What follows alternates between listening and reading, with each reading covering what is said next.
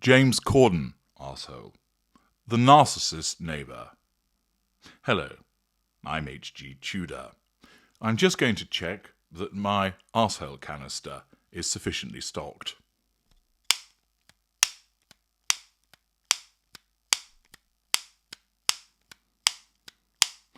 Yes, it is. We've got sufficient arseholes available to deal with James Corden, arsehole. Neighbours.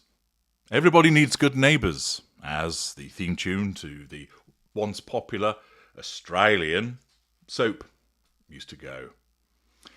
From time to time, in my consultations, I'm called upon to advise individuals in relation to problematic situations involving a neighbour narcissist.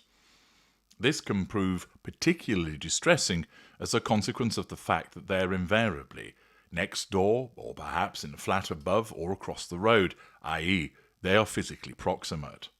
But I have helped a number of people navigate dealing with the neighbour narcissist and reach successful conclusions.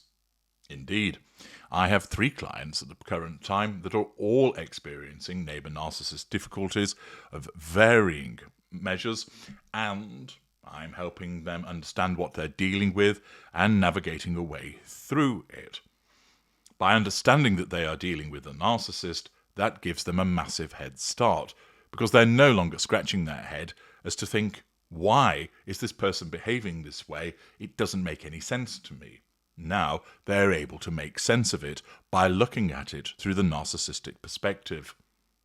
It also means that they will no longer go on a fool's errand with regard to trying to resolve matters by engaging with the narcissist, because they now understand that that's futile, and instead they can withdraw to enable them to protect themselves and look at more formal means of resolving any potential problems without having to deal directly with the narcissist. By understanding that the neighbour is a narcissist, what that means and what must be done and what also must not be done, then that puts the individual in a much more powerful position. This might be something that the neighbours of James Corden, arsehole, could do with a consultation with your glorious narrator, because as the Standard reports, James Corden, arsehole, caught in fresh feud with neighbours in Belsize Park. Well, what a surprise. The old chubby chops is once again pissing people off. According to the report, James Corden, arsehole, is reportedly facing his 3rd dispute. Yes, not 1, not 2, but 3 disputes with neighbours in 8 months. That starts to, of course, paint a picture. Now, we already know that he's a narcissist, as a consequence of existing evidence that has been analysed in the past.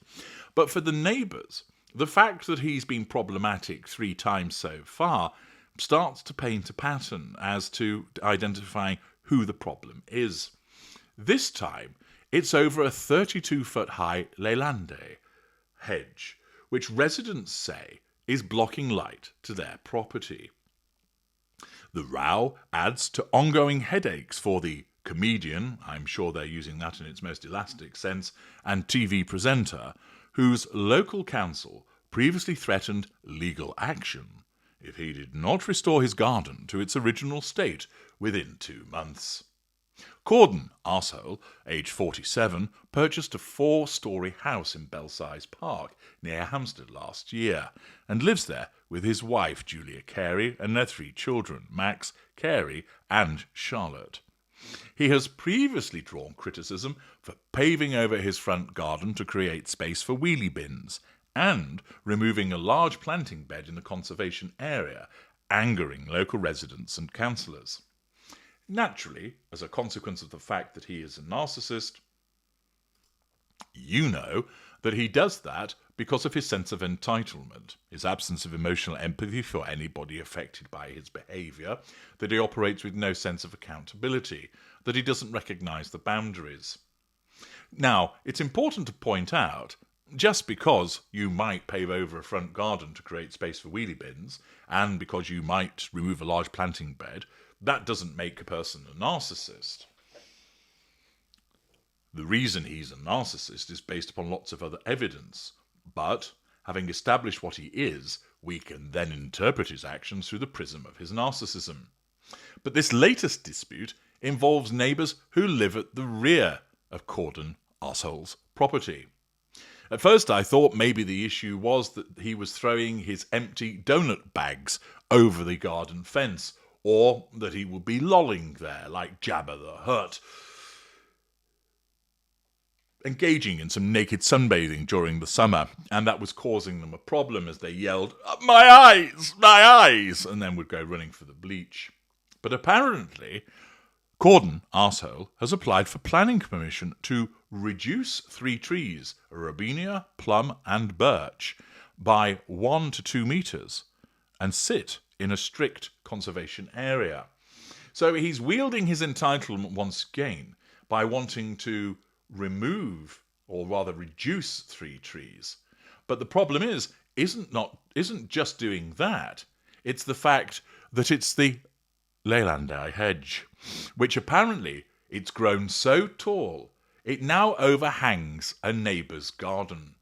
It creates an oppressive wall of greenery that blocks daylight and sunlight from our garden, conservatory and rear-facing bedrooms throughout the year. Now, issues do arise between neighbours. They're bound to, whether it's the kids keep kicking their ball into your garden and crushing your roses, to the fact of people having loud and noisy barbecues until the early hours. And invariably, those matters can be addressed by pointing out politely to the individual neighbour what the issue is and inviting them to do something about it. And most people, if approached reasonably, will respond reasonably to the request.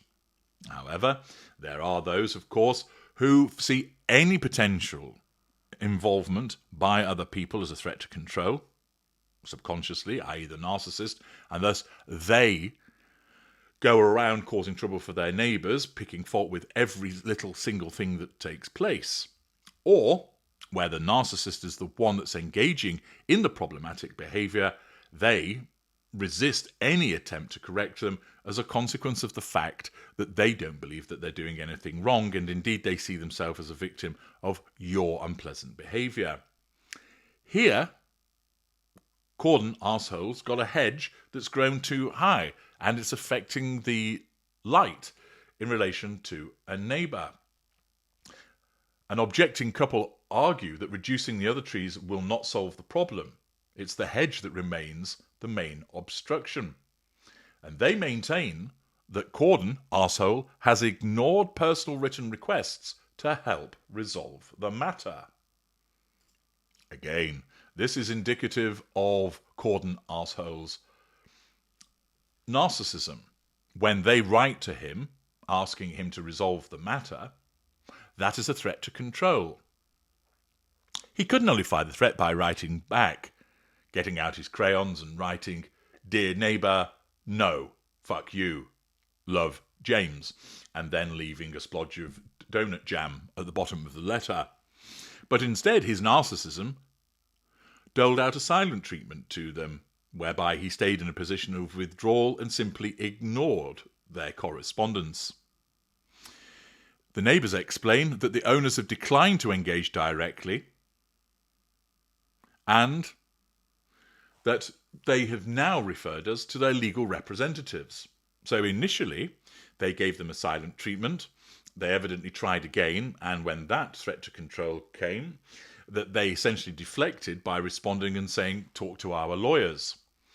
They explained the lawyers have indicated a willingness to reduce the hedge height, but have provided no commitment regarding the extent or timing of such action, which sounds like promised gain. It comes just days after Corden arsehole was refused retrospective planning permission to pave his front garden, with the council describing it as unsightly and detrimental to the upscale London neighbourhood. So it would appear, unsurprisingly, that the narcissist neighbour, that is James Corden arsehole, is causing problems with his neighbours, this time in relation to the request for him to trim a hedge. Naturally, the request, presumably made quite reasonably and appropriately, is interpreted by his narcissism as a threat to control, Therefore, he sought to nullify the threat to control by ignoring it and then deflecting it by saying, speak to my lawyers, and the lawyers then have provided a response which doesn't resolve the situation, leaving the neighbours with the consideration as to whether they up the ante and take legal action themselves. It's not a surprise that Corden arsehole engages in this behaviour. The arrogance of his narcissism causes him to do so, and once again demonstrates how he fails to endear himself to people because of his narcissism. I'm H.G. Tudor. Thank you for listening.